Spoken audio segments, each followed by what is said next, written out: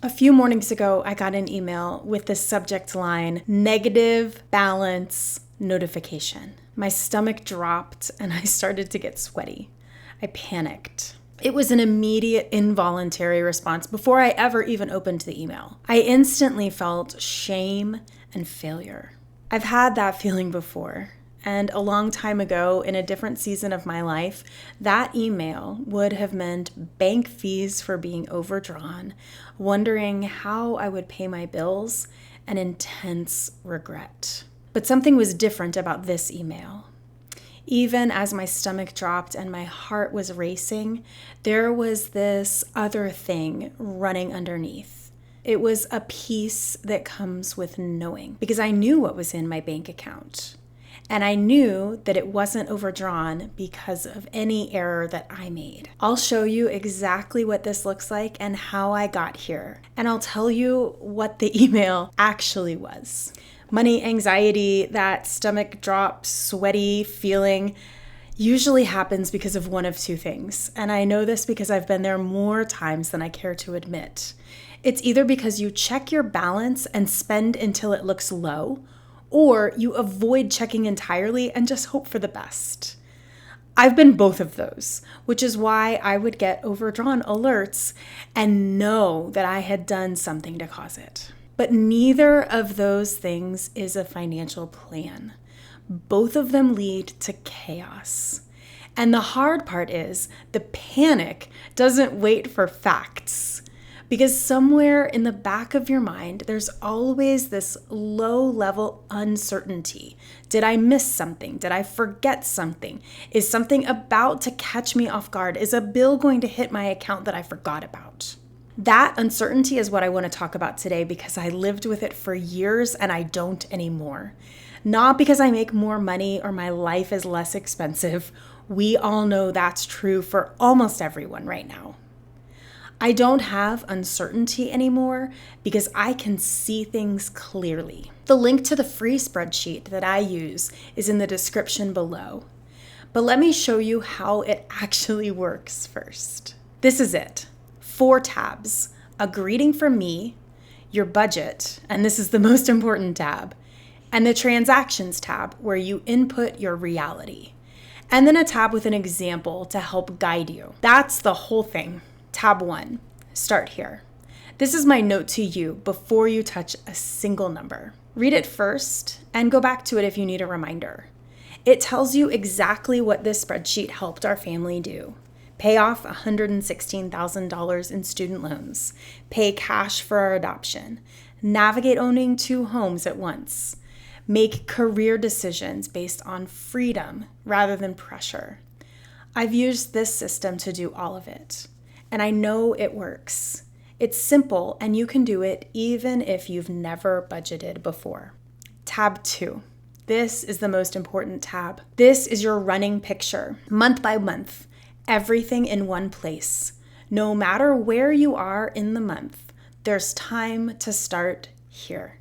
You aren't too late or behind. Once you get the hang of it, you'll be planning ahead, knowing what money will be coming in or what bills will actually look like for the coming month. But for now, start wherever you are. It works because you're tracking reality. You put in what's coming in or what has already come in this month. Your budget must live in reality. What has actually come in or what you realistically expect to earn this month. Then you put in what's already claimed.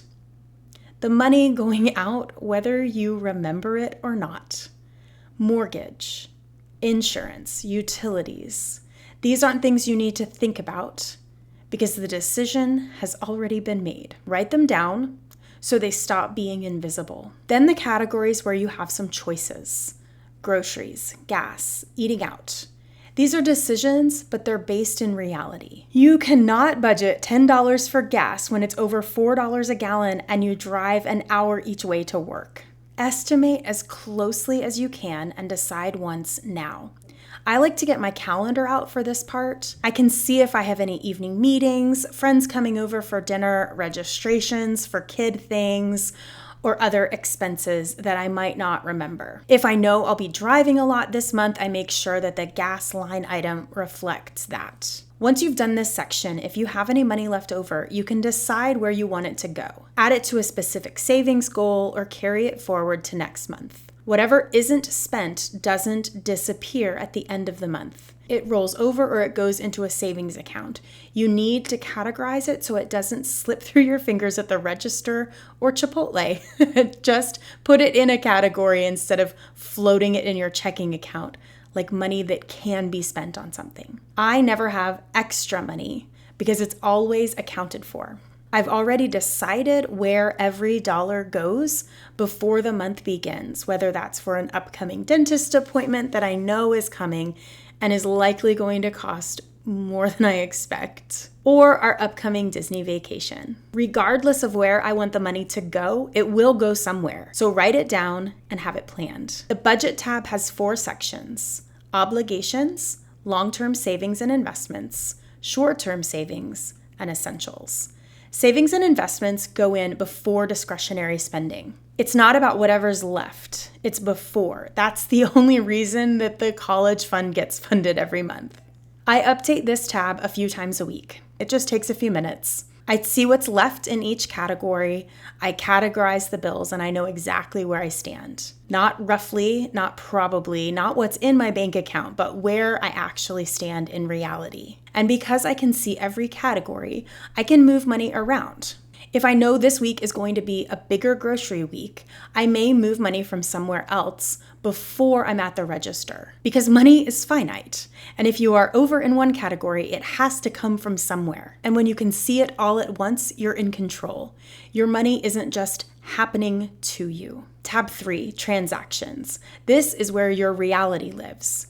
And it's here that makes the spreadsheet different from keeping a budget in your head or in a notes app somewhere. You get the transactions from your bank account.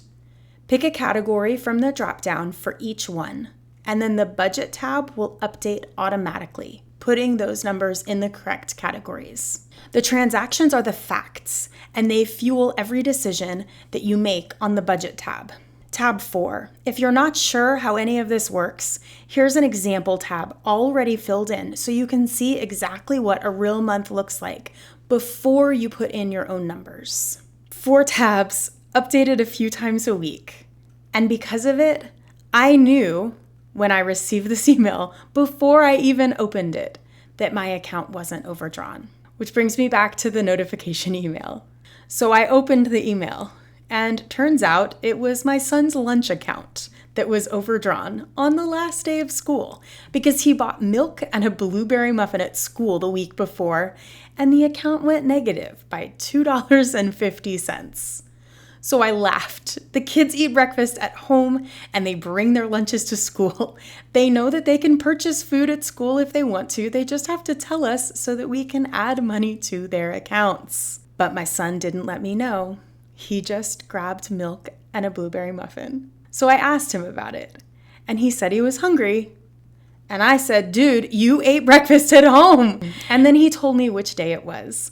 We had an early morning commitment, and he ate breakfast, but it was really early and it was on the go, much earlier and less food than he's used to.